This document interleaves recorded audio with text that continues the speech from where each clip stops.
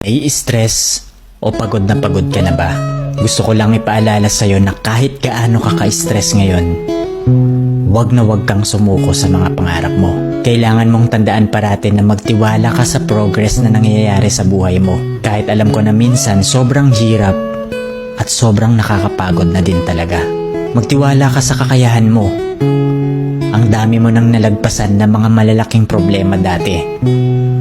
Ngayon ka pa ba susuko? Patuloy ka lang na lumaban. Yung pakiramdam mo ngayon na nahuhuli ka na sa buhay, siguro dahil nakikita mo yung mga kakilala mo o yung mga kaibigan mo pakonti-konti may na-achieve na sila. Parati mong tandaan na lahat tayo ay may kanya-kanyang timeline sa buhay. Hindi ka nahuhuli at hindi ka rin naman nauuna.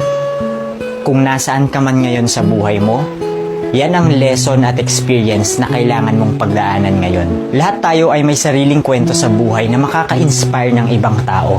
Sarili mong kwento yan. Kaya make sure na sulitin mo ang bawat moment at gawin mong fulfilling ang kwento mo kahit anong mangyari.